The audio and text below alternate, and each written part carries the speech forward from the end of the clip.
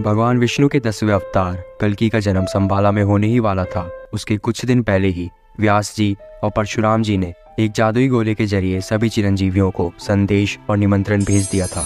अंजनी पुत्र हनुमान जी इस पृथ्वी पर लगभग 9 लाख वर्षों से जीवित हैं। माता सीता और भगवान श्री राम की सेवा और धर्म की रक्षा के कारण उन्हें माता सीता द्वारा अमरता का वरदान मिला था। 4 लाख वर्षों से महाबली समाधि में रहकर भगवान कल्कि की प्रतीक्षा कर रहे हैं, लेकिन अब 13,28,000 वर्ष बाद उनका समाधि में से निकलने का वक्त आ चुका है। भगवान परशुराम जी और व्यास जी का संदेश कैलाश पर्वत की उत्तरी दिशा में मौजूद गंधमादम पर्वत में समाधि में बैठे हनुमान जी के पास पहुंचता है। उस जादुई गोले द्वारा भेजे संदेश को पढ़ हनुमान जी पवन की रफ्तार से उड़ान भरते हैं और संभाला की ओर निकल पड़ते हैं। अब हम देखते हैं संदेश को लंका की ओर जाते हुए। यहाँ हम मिलते हैं लंकापति रावण के भाई विभीषण जी से, जो 8 चिरंजीवियों में से एक है। कहते हैं जब श्री राम जी देह त्याग करने वाले थे तब उन्होंने अपना महाविष्णु रूप धारण किया था और विभीषण जी को उनकी भक्ति और धर्म की रक्षा में महत्वपूर्ण भूमिका निभाने के कारण अमरता का वरदान दिया था।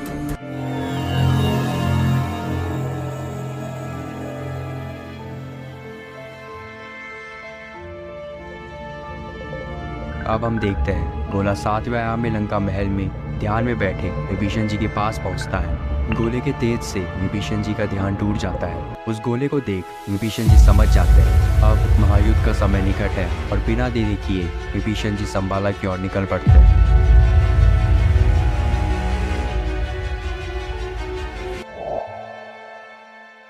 तीसरे संदेश द्वारा हम मिलते हैं कौरवों और पांडवों के गुरु और अश्वत्थामा जी के मामा महावीर कृपाचार्य जी से। पुराणों के अनुसार महाभारत के भयानक युद्ध में कौरवों की तरफ से लड़ते हुए भी कृपाचार्य जी दुर्योधन को अंत तक समझाते रहे कि वह पांडवों के साथ संधि कर ले। इस स्थिरता के कारण उन्हें श्री कृष्ण द्वारा चिरंजीवी होने का वरदान मिला। संदेश रूपी जादुई गोला ठीक कृपाचार्य जी के सामने जाके चमकने लगता है। उस गोले में लिखे संदेश को देख कृपाचार्य जी संभाला की ओर रवाना हो जाते हैं।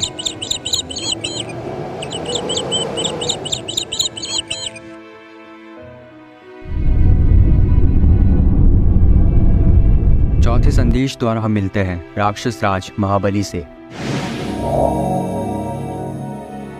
पौराणिक कथाओं के अनुसार महाबली विष्णु भक्त प्रहलाद के वंशज हैं और उनको अमरता का वरदान भगवान विष्णु के वामन अवतार द्वारा उनकी भक्ति और दानवीरता के कारण मिला था। तब से राक्षस राज बलि पाताल लोक में वहां के राजा के रूप में मौजूद हैं।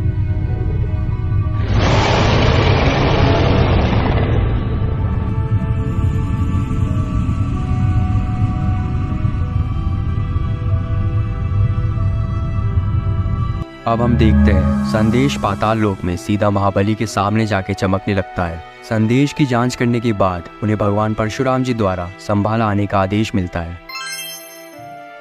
5वां संदेश पहुंचता है महर्षि मार्कंडे के पास। महर्षि मार्कंडे को 16 वर्ष की आयु में मृत्यु के अंतिम समय में शिव जी द्वारा उनकी भक्ति से प्रसन्न हो सदा के लिए काल मुक्त होने का वरदान मिला था। संदेश उत्तराखंड की एक पवित्र घाटी में पहुंचता है।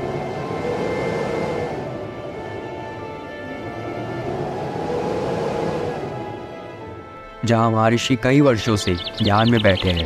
गोला इतनी तेज प्रकाश करने लगता है जिसकी चमक से महर्षि ध्यान से उठ जाते हैं। मार्कंडेय जी गोले में लिखे संदेश को पढ़ बेहद प्रसन्न हो जाते हैं और बिना देरी के संभाला की ओर निकल पड़ते हैं। आखिरी संदेश जाता है अंधेरे जंगलों की गहराई में, जहाँ महाभारत का समय आज भी मौजूद है। ये योद्धा अमर है वरदान से नहीं बल्कि अमर है श्राप से।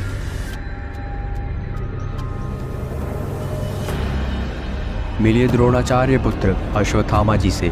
महाभारत युद्ध के दौरान जब इनके पिता गुरु द्रोणाचार्य जी का वध छल से किया गया तो इन्होंने क्रोध में आकर के उत्तरा के गर्भ में पल रहे अभिमन्यु के पुत्र परीक्षित पे ब्रह्मास्त्र चलाकर पांडवों का वंश खत्म करने की कोशिश की। ये देख भगवान कृष्ण ने क्रोध में आकर के अश्वत्थामा जी को श्राप दे डाला कि तुम कलयुग के अंत तक पृथ्वी पर भटकते रहोगे, और उनके सिर पर मौजूद मणि भी छीन ली गई। तब से लेकर आज तक अश्वत्थामा अपने श्राप का फल चोटिल अवस्था में ही धो रहे हैं।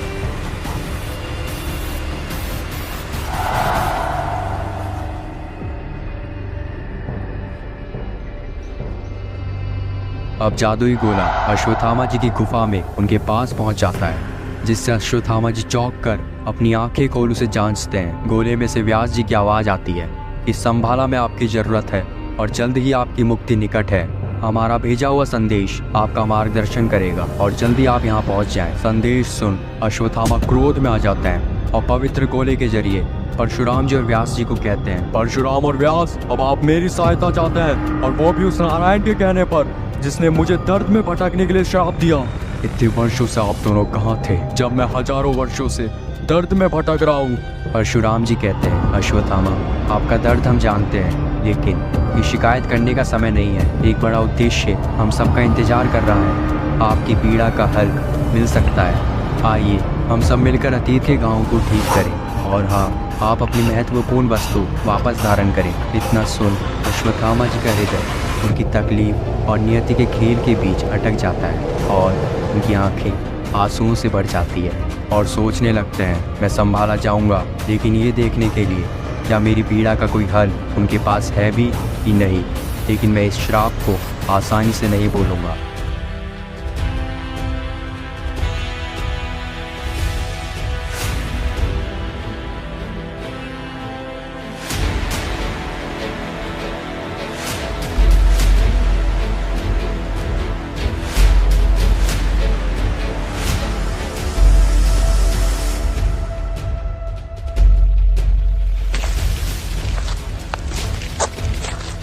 सबको देखने के बाद परशुराम जी कहते हैं, अश्वत्थामा कहाँ है?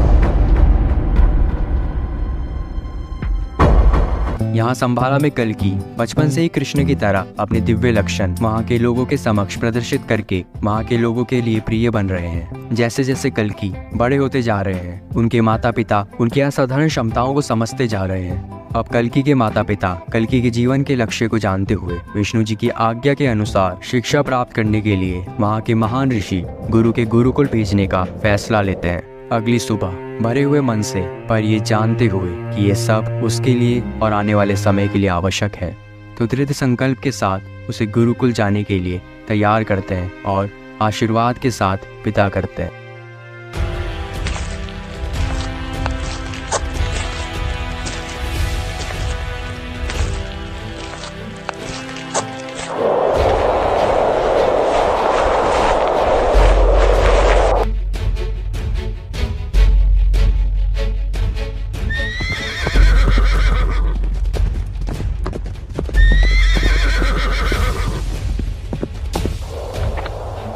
एक लंबी और कठिन यात्रा के बाद कल्कि गुरुकुल पहुंच जाते हैं।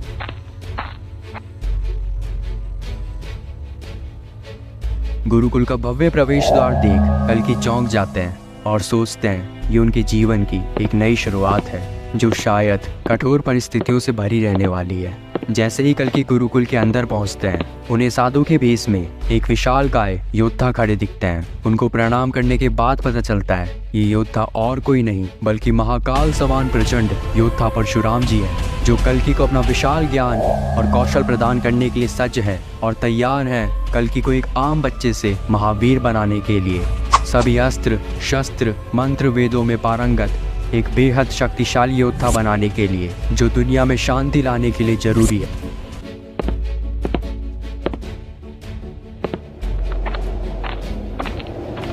अब परशुराम जी सबसे पहले युद्ध कला से परे वेदों का गहन ज्ञान प्रदान करना शुरू करते हैं। कल्कि को आध्यात्मिक ज्ञान के साथ साथ शारीरिक कौशल को संतुलित करने के लिए मार्गदर्शन करते हैं। कल्कि को धीरे धीरे शक्ति और ज्ञान के बीच गहरे संबंध समझ आने लगता है। अब परशुराम जी दिव्य उन्नत तकनीक के हथियारों का उपयोग कर कल्कि को दिखाते हैं कि कैसे हथियार की शक्ति उसे चलाने वाले के अंदर मौजूद वेदों और आध्यात्मिक ज्ञान की शक्ति से बढ़ती है।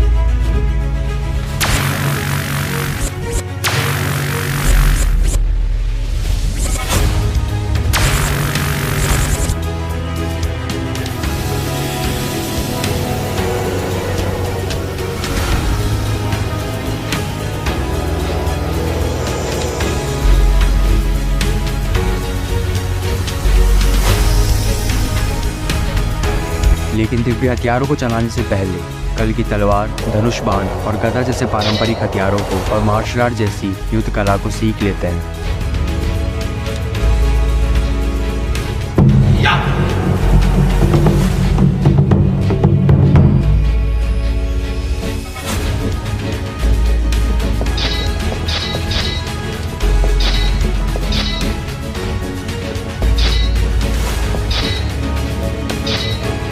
अब कल्कि परशुराम जी के मार्गदर्शन में उन्नत दिव्य शक्तियों वाले हथियारों को चलाना सीखते हैं।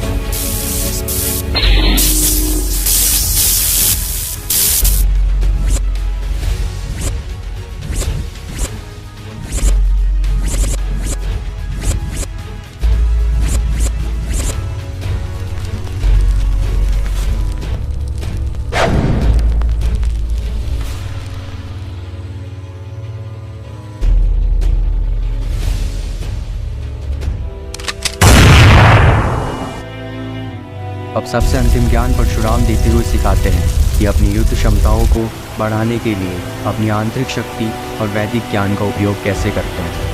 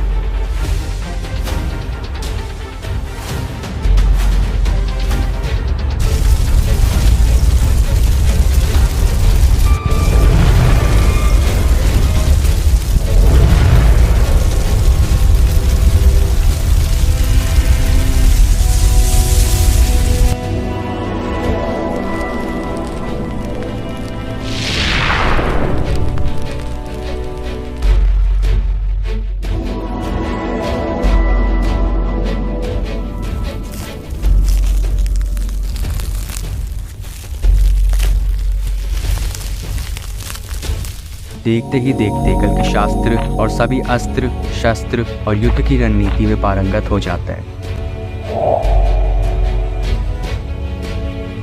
अब कल्कि परशुराम से विदा लेने से पहले कहते हैं, आपने मुझे जिस महायुद्ध के लिए तैयार किया है उसके लिए मुझे दिव्य शक्तियों की जरूरत पड़ेगी। परशुराम जी कहते हैं, तुम हिमालय की दक्षिणी घाटी की तरफ जाओ और वहां मौजूद शिव मंदिर में भगवान शिव की आराधना करो। सिर्फ भगवान शिव ही तुम्हें सभी दिव्य शक्तियाँ दे सकते हैं। भगवान परशुराम से आज्ञा लेकर कल्कि एक खतरनाक सफर पर निकल पड़ते हैं। शिव मंदिर पहुंचने से पहले कल्कि एक जंगल से होकर गुजरते हैं, इस बात से अनजान कि ये जंगल कई भयानक पिशाचों का घर है।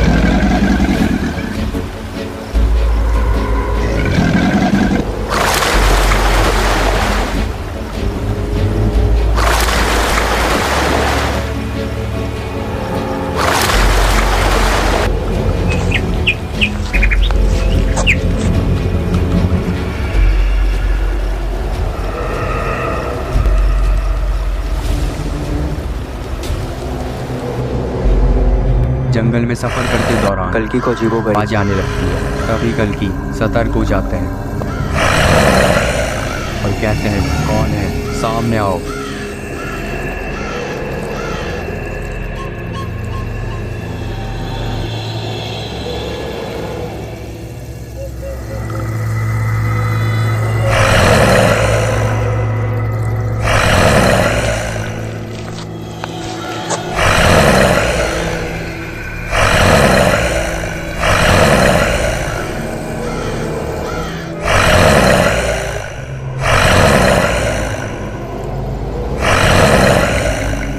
तभी कई सारे पिशाच कल्कि के सामने आते हैं और हंसते हुए कहते हैं, बड़े दिनों बाद एक इंसान खाने को मिला है। तभी कल्कि उन्हें चेतावनी देते हैं।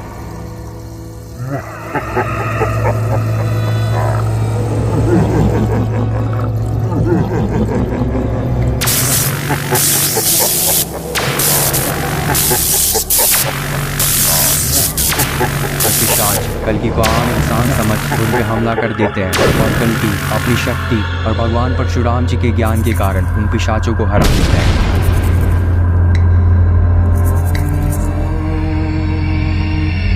और फिर शिव मंदिर की ओर निकल पड़ते हैं।